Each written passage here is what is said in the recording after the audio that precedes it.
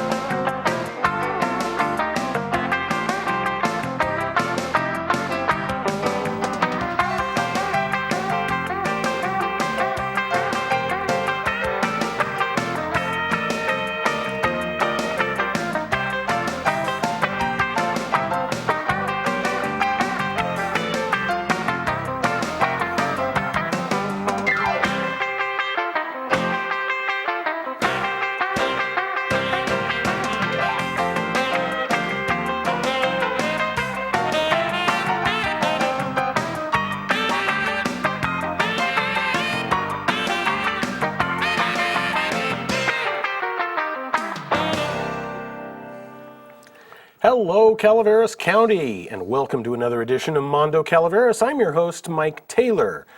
Now, there's pretty much not, I would say, an hour of your day that you can get through without some of this. And no, it's not Joe, it's not coffee, but you need what's in here to make that cup of Joe, and that's water.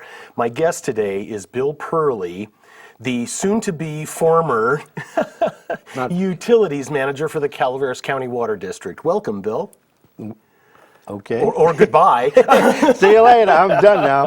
I can go home. Now, I got to tell folks that the first time I met Bill was, gosh, maybe almost a decade ago for the Pattinson Fire. I can't remember exactly when that was, but that fire just scorched through kind of the northern portion of the Valley Springs area, and I learned something really peculiar about the Calaveras County Water District the day after that fire was out. And that's that you guys have still some redwood water tanks. Yeah, we do. We have 14. Actually, the funny thing is we got, it's kind of, well, it's not funny, but after the fire, we ended up getting $1.2 million to put in that elevated storage tank down there because there was a slight technicality that FEMA overlooked, and because the value of the tank was only $150,000. Well, unfortunately for FEMA, there was a water code violation where you needed X amount of PSI of pressure in the system to get the thing, so they had to pay for, so the price of the tank went from $150,000 when I was up at the airport talking to Charlie Wynn, the inland director, to $1.2 million the next day when I was talking to Bob Calco, the project engineer. So they had to give us $1.2 million for the new tank. Oh man, and so we got the big eye in the sky down there. You get the big, you get the big storage tank down there, and then we also allowed us to eliminate another redwood tank, which was, and we also solved the pressure problem. So people went from no pressure in the Ross Drive area to having to put in pressure regulating valves to decrease the pressure before it hit down. So yeah, it went completely opposite down there. My gosh. Yeah, we did pretty good down there, but that was bad. I mean, that was a bad fire. It really was, really was. Now, how long have you been with CCWD? I've been in for almost 14 years. Okay. Or 4,000 in people time. And how does somebody get into water? And you know, have you done that all your life? Yeah, I've been all over the world. Yeah, I worked worldwide for 18 years, and then I don't know how I ended up here. I'm not sure. I was told I got lost, I think. I don't know. But yeah, no, the people up here are nice people in the county and stuff. It's a nice place to live. I mean, it's been a lot of fun working up here. It's been, and I got a good crew out there too, so it makes things a lot easier. Now, basically, CCWD covers, in kind of a patchwork way, most all of the county, really. Yeah. And about how many customers do you manage to take care of? Well, we cover 1,100 square miles. We get about 12,000 water and about 4,000 or 5,000 wastewater customers. So we get stuff all over the place. But yeah, it's about 1,100 square miles. My gosh. Yeah. Okay. How many miles of water pipe is that? Oh, I don't know. We got 200-300 miles. Really? Okay. Yeah. And that, over the course of your tenure here, you've been slowly but surely making sure that the system isn't falling into the disrepair that a lot of cities are facing with their infrastructure. Oh, no, right? We're way ahead of everybody. The guys that work for me, when they go to the conferences, always find out that we're way ahead of these guys. But I worked for a big corporation for a long time, so I expect us to be way ahead of everybody. Cause power is knowledge, so if you know how to do something, you can do it. So, like I said, I have a really good crew, and it worked out really good when I came here. Now, in your position, do you mostly oversee water, or do you oversee the sewage system too? Everything. I'm in charge Everything. of everything, Okay. yeah. Now, since water is obviously such a concern now, at least for you, for another 30 days or so, Or less. 20. Hey, what time is it? Could be gone. How does CCWD fit? How is the system? If we have, let's pretend that we're going to have an average rainfall year this year, Yeah. which I know doesn't help really catch us up. No. But how will CCWD ratepayers fare next summer in August if we have just a regular year this year? Well, we relocated the pumps at Tulloch, which is one big thing, because if they drop the elevation of that lake down there, and I'm not saying they're going to, I don't have any inside information, but in case something does happen, Yeah. we lowered the pumps to elevation 420, which means that if in case something does happen, that the customers will continually have water down there. Jenny Lind, we're having a problem right now with Hogan, and as we were talking about, because of the Butte fire, that area basically devastated the watershed that feeds the Jenny Lind area, which Yeah. means that all the mud and the iron and manganese and all the rest of that stuff in the soil up here is going to end up in that water plant, and we're going to have a heck of a time treating it. So Okay. we've been talking to FEMA. In fact, just before I came here, they're confirming the fact that they want to give us almost $2.6 million to build a new pretreatment facility at the Jenny Lind water plant to protect the water treatment plant down there from all the debris that's going to be washing out of this burnt out area, which is a pretty good deal. It's, but it has to be done. Other than that, we're going to have a heck of a time trying to run that water plant. Yeah, and that's the plant that's there just below Hogan Dam, right? Exactly. Just We're down- like okay. right next to the dam. So Yeah, I mean, it's got, literally. So, exactly. So anything, and right now we're at record. They're at like a 25,000 acre feet. So there's no dilution. Even if there was dilution, with the amount of area that got burned, you got all that stuff washing into the creeks and stuff. It's going to end up down there, and we're going to have to try to treat it at the water plant. We're going to have a heck of a time doing it. So the only way to do it is to put in we call it a pretreatment facility, and luckily for us, FEMA has agreed with that it is a major problem and has agreed to fund it.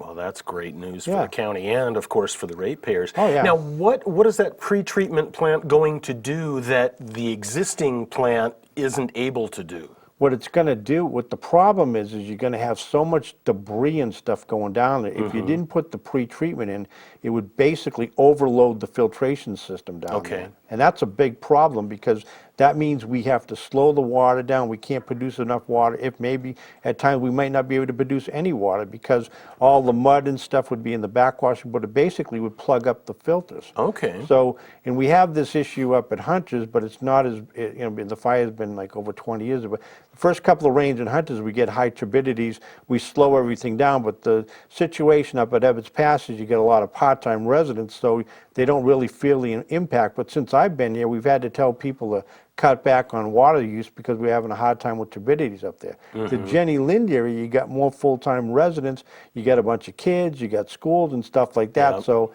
it has a major impact, and I think that's why FEMA and OES have basically jacked this project up to like numero uno, and are jumping all over it. And I'm not filling out paperwork as fast as they want me to fill it out. And I'm trying as fast as I can. But yeah, the project is a good project. It'll knock all the stuff down before it gets to the water plant, and then the water plant can function the way it normally functions. I see. Okay. And I know this is very early. We were talking before we started filming that you just got this news. How soon can something like that be built? Will it be? We can get it probably 6 months. Oh, really? That quickly? Yeah, you're gonna have, what they got to do is get a package plant, filtration plant, which we can get. They could probably build that in maybe 6 months, and then pour a concrete slab. We already have the property, which is, we call it the training center down there, is perfect for setting this facility up. In fact, the original intent with buying that property was to put this in, and then we'll just go for it. I mean, we're ready. I mean, the piping's there, everything's just sitting there waiting to put it in. I'll be darned. Okay. Yeah, we can. That's actually great. That's well, yeah, great. I mean, you got to do it. I mean, other than that, the fire was one bad enough disaster, and now That's it's right. about to create another disaster, which nobody realized, and we kept telling them during these meetings, oh, by the way, all this muck is going to end up knocking our water plant out, and they finally listened, because I'm from Boston, and if you don't listen to us, you get in a lot of You get in big trouble. You get in big trouble. Yeah, you end up in somebody's trunk of somebody's car. But no, they're 100. The FEMA guys and OES guys have always been good to work with. Since I've been here, when we get this money, this will be the 5th grant we've got from FEMA since I've been here, and they're always good to work with. I mean, that's why they would talk to us. CCWD specifically about, do we have any issues and stuff, and we told them, and like I said, they've been running with it ever since. I mean, there's some other projects out there right now that aren't going to get funded from other people, but ours is sailing through because they understand the problem with the public water supply. You can't I mean, that's why the Redwood, that tank up there got funded. Plus, we also got something called pre-disaster mitigation money for the Redwood tanks up at Jenny Lind, up in Ebbets Pass, and that money is we're going to be replacing a couple of tanks this year, and they don't fund structures, but what they do is they fund fire resistance materials. Oh, so that was okay. another good one, because when we were going back and forth, when they originally put in, they do something called the notice of intent, they bounced it. I'm saying, well, you can buy bounce it for, are we crazy or something? Because it meets all the criteria, but because of Hurricane Katrina, they don't fund structures anymore. So what they do is fund is fire resistance materials. So I said to them, well, why don't I just put up fire resistance walls and fire resistance roofs on all the tanks, and you guys can fund it. And you know what happened?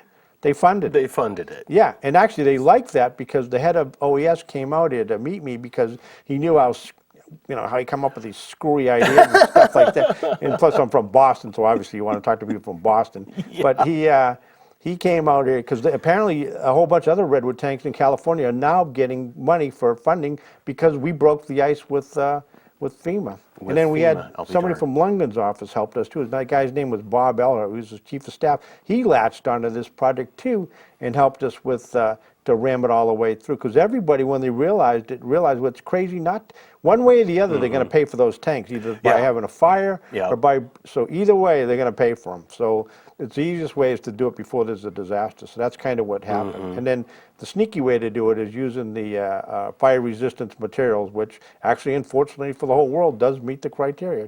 So it is fire resistant. So have you emailed that out to other water districts saying, here's the magic terminology? OES did. Really? Yes, they're happy as anything. Well, OES, to be honest, their main function is to get funding and to get into projects and stuff like that. That's what their job is anytime there's a problem out there, is to come out and assist the community. They're actually pretty good. When you're a public agent and stuff, when stuff happens, and obviously nobody wants a disaster to happen, but afterwards you got to pick up the pieces. And like the 602 tank or the Ross Drive tank that burnt down, I mean, people need water up there, so you're not gonna. So you got to do something, and most districts don't budget for a tank getting burned down every year. So, that's right. So you got $1 million all of a sudden coming out of nowhere, and you got these guys who stepped in for us. It's the same thing with Jalen.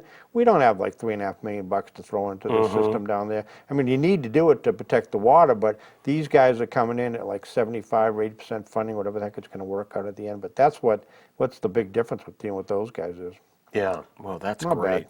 Now, in 14, 15 years here, what's the one project that you never thought you'd see get done that you were able to get done? Me? Yes. I get everything done. Well, I know that. You want all the dirt? No, we're going to do an in-depth story of the county, but no, it's I don't know. We just this one here is like unbelievable that we're getting this one, because we were going to do this in 2006, and the development died off and stuff like that. So we bought the property and we were waiting to go on it. And then now that this happened, it's like, oh man, now we're dead meat. It's like not a choice anymore. It's you got to do something. I mean, either the district is going to have to do something, or luckily for us, FEMA and OES is stepping in. But gee, this is a no choice plan at all, and everybody knows it. So this job here is actually one of the best things that we got. I mean, the Redwood tank thing was kind of funny because FEMA and everybody gets a big kick out of that one. Because I think even Lundgren got a big kick out of that one. And then change a few words on the form, and suddenly a magic wand gets waved. The technicality on the 602 tank where they forget to do their read the water code and found out that we didn't have sufficient pressure, so that it wasn't a $150,000 grant; it was a $1.2 million. I mean, I get stuff like that all the time. You didn't just misplace a comma or something. No. I was. They were pretty. They it doesn't phase those guys because they Yeah. deal in tons of money, so it Yeah, doesn't that's matter. I right, mean, yeah. right now they got $25 million they're trying to give away on this disaster, and they got something called a hazard mitigation program, and that's what we've tapped into and stuff like that. Okay. And that's where we get a lot of money from. You know, we get money from the SRF program, it's a straight revolving fund. We've been real successful at that too. You know, we just. I don't know. It's a small community. The income is low around here, so you're eligible for a lot of money, and you're crazy Yes. not to take advantage of it. I mean, you really are because. Well, and you've been really successful at getting grants yeah. for CCWD. Is there a magic wand or a trick to that, or you just learn about these grants and make sure you're in line to get funding for them? Is that? I think the grants people get a big kick out of the fact that I played football, but they. You're not supposed to be able to read the form. I is don't know that? what I'm supposed to be doing, but no, it's just what you got to do is you got to kind of match up what you need. It's kind of like, you know, when you get, they go to, do you have a project? Well, yeah, you have to have an idea what the heck you need to do, and then you got to try to fit it into their system, Yeah. and that's how you get it funded and stuff. You know, by knowing those guys and working with them as much as we do, it makes things easier because all of a sudden you get invited to this meeting because they're kind of counting on you to think of something screwy out there that's going to fit into their project, and it's actually going to be tremendous for the community. And the same thing, the SRF guys, they had me do a seminar in Sacramento. It was only supposed to be for 130 districts, and it turned out it was a nationwide webinar. So My gosh. yeah, I kept my baseball hat in my back pocket, and I was trying to be nice to them and stuff, but like I told them a couple of times, you know, I need to go golfing, and I don't feel like sitting here for as long as I was supposed to be talking for 20 minutes. I talked for an hour and a half, then they stuck me on a panel because you had all these districts asking people, how do you go through the grants process, because they Yeah. thought it was this big magical black box, and most of the small districts don't have anybody that could actually do this stuff, and they don't have enough money for consultants. So typically it's hard for these guys, and they were asking, you know, typically on one of those webinars or something, you get some guy that's you know, running for Congress or whatever the heck he's running for, that's never actually done this stuff and taking maximum credit for doing the work and all the rest of that stuff. They can't answer the questions.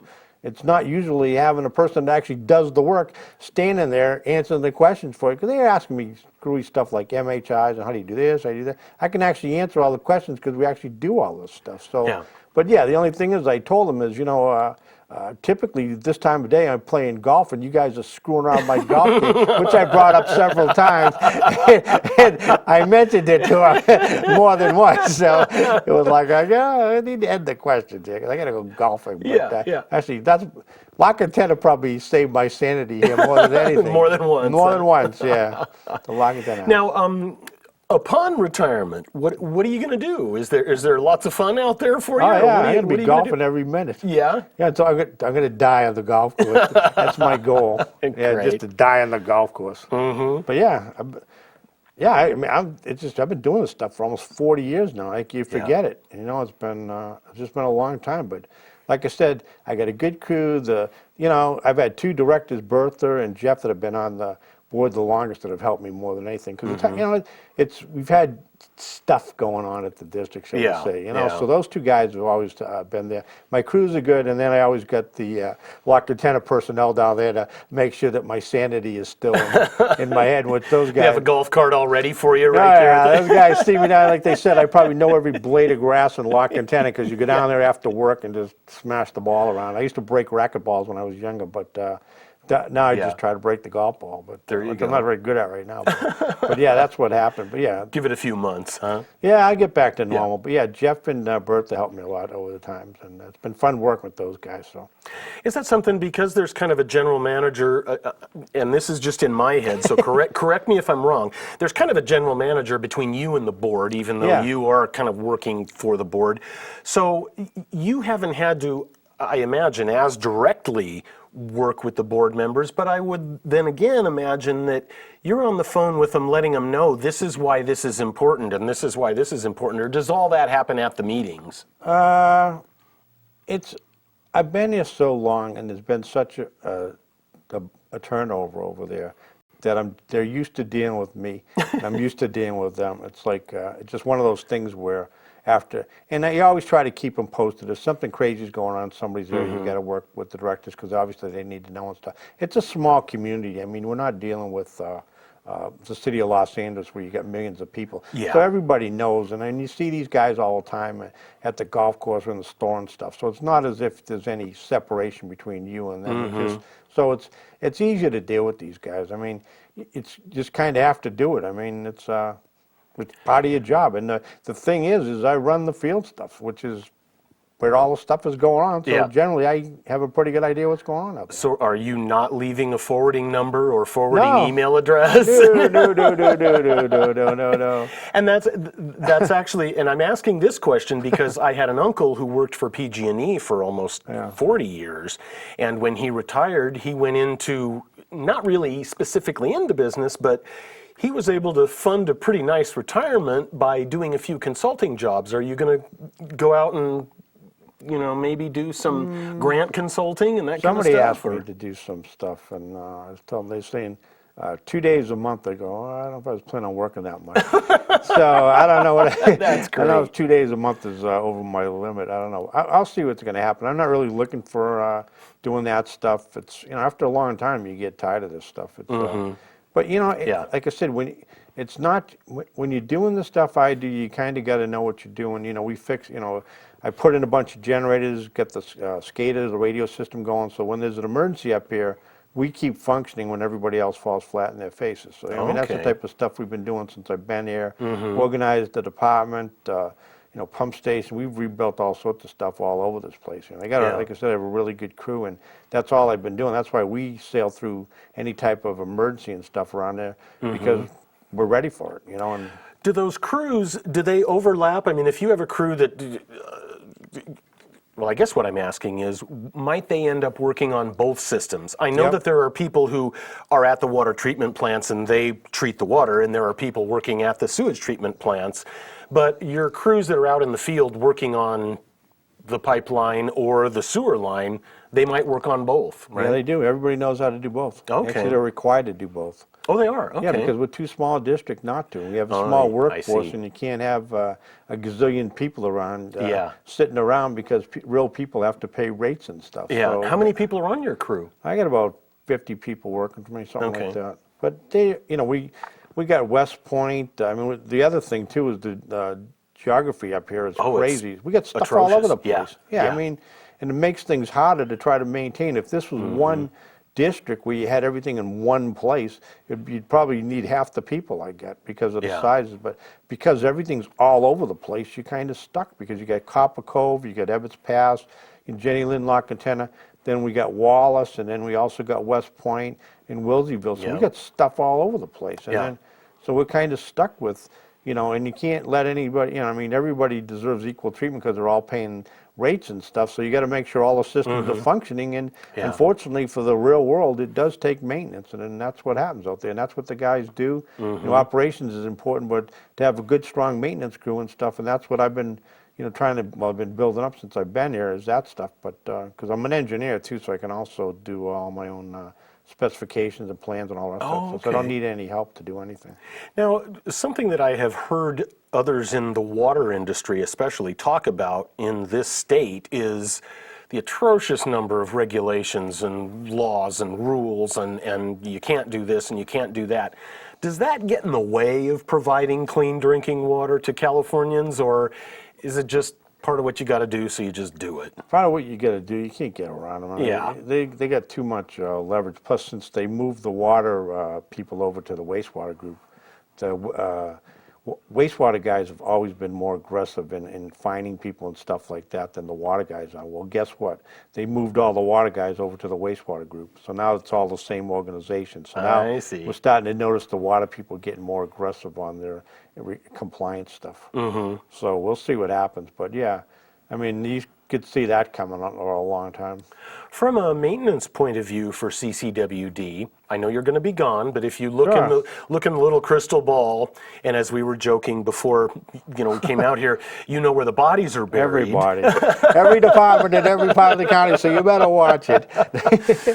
What does CCWD? What does that board have to keep its eye on and watch? They got to watch. They got to keep the crews out there. They got to make sure they Actually, the funny thing is, the head of enforcement for the State of California Water Resource Control Board asked me to come down there one day because she wanted to know what I would do if I had to inspect the district to find out if they were doing what they're supposed to do. And I told them what I would do is we used to do something called 7500-5 form. I said, I'd go look at their maintenance budget and find out if they're funding the maintenance. I said, if they're not doing that, guess what? They're not running the plants. Problems are coming. You got it. So you need to keep the maintenance crews, get all their equipment up to speed. You need to have enough people out there, and you need to have the funding. Other than that, you're screwed because, this is from a person that's been doing this stuff for a million years, and it applies just about anything.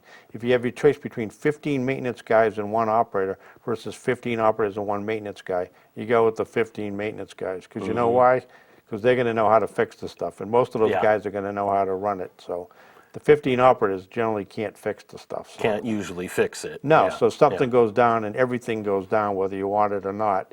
Somebody has to fix it. So that's the attitude you got to have. So you got to make sure all your maintenance guys are good. And we have like a really good crews here. Like I said, that's one of the things I'm going to miss working with these guys on a regular basis. But they're not going to miss me, but they're not going to miss you that much, except for your sense of humor, and that's something that I've appreciated in knowing you all these years. And I know you don't think it's that way, but I think it's something about, and maybe I'm going to stick my foot in my mouth, but is it a Boston thing? I mean, people from Boston just seem to have this look. Here's how it is. You either take it this way or go make something else up.